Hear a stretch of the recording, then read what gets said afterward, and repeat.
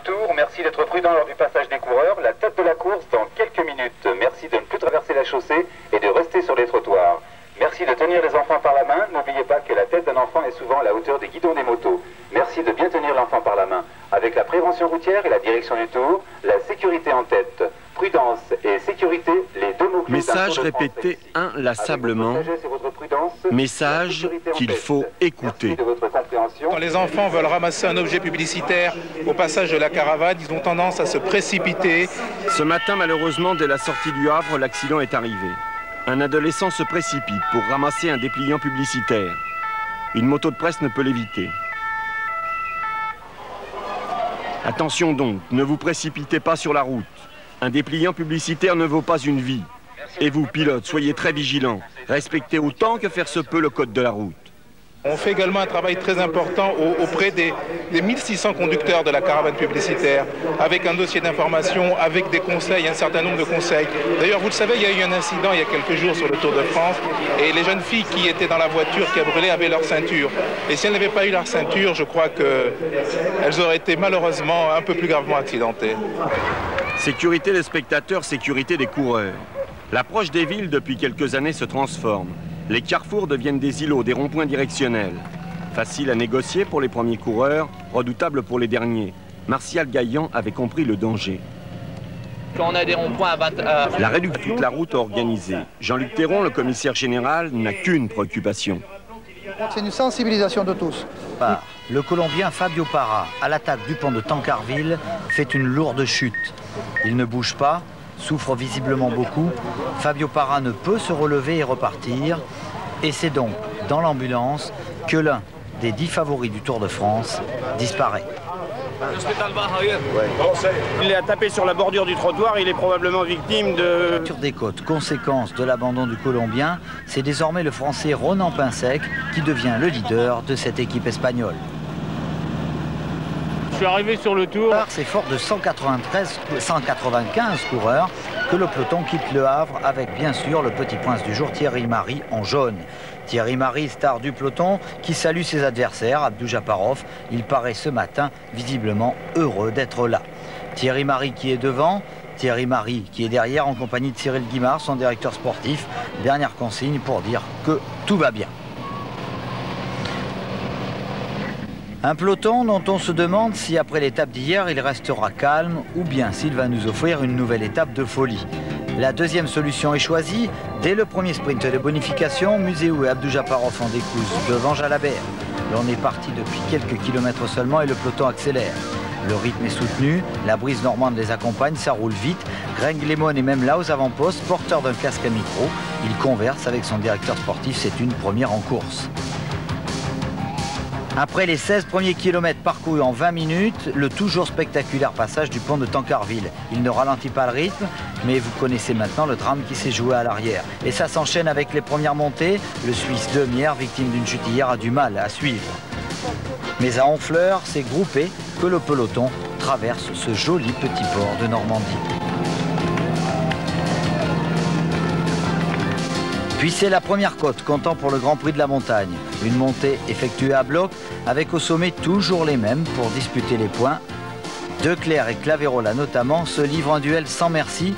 Et c'est Declercq qui, pour l'instant, consolide son maillot à pois de meilleur grimpeur. Léger temps de récupération et quelques kilomètres plus loin, c'est un nouveau sprint de bonification. Rolf Gols le gagne seul, détaché du peloton. Un faux départ qui devient un vrai. Gols s'est échappé.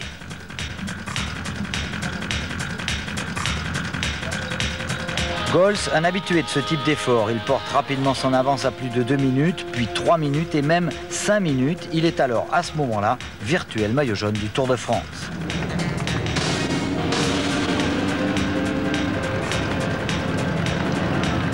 Pourtant, cela à aucun moment n'a semblé perturber l'équipe de Castorama. Ni Thierry Marix, ni encore moins Laurent Fignon.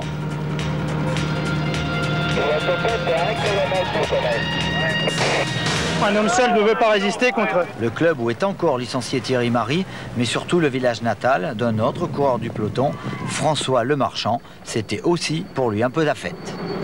Livaro, c'est là où je suis né. Un coup, c'est Gols qui est passé seul en tête à Livaro. Peu après, il commence cependant à s'essouffler. Chozas en profite pour lancer un contre. Chozas, l'Espagnol, un candidat sérieux, plusieurs fois vainqueur d'étape dans le Tour de France. Chozas rejoint Gols, l'aventure solitaire est terminée pour l'Allemand, mais il ne relâche pas pour autant son effort. Ce groupe est peu après rejoint par Pedersen et Ribeiro, un Brésilien, le seul du peloton. Ces 4 hommes s'entendent bien, ils comptent à un moment un peu plus d'une trentaine de secondes d'avance. Le peloton roule à un rythme toujours aussi soutenu, mais visiblement ne s'affole pas.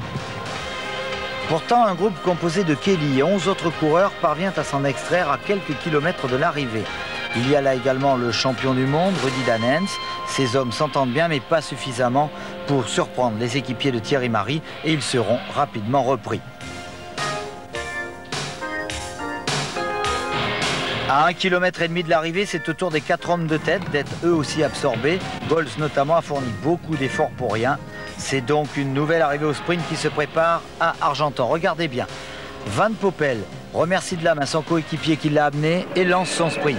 Son équipier arrête son effort, le trou est fait. Van Poppel a pris ses distances et l'emporte aisément. Il se permet même un peu avant la ligne d'arrivée de lever les bras et de se retourner. À droite, le Français Laurent Jalabert prend la 4e place. Van Poppel, après 3 ans de disette dans le Tour de France, renoue avec la victoire. Sur câble et boyau. La mécanique du vélo vue d'en haut, au pas de très haut, vue de la potence, qui résumera tout ce Tour de France 91. Il y aura un petit côté western, mais de toute façon, ce sera une grande année.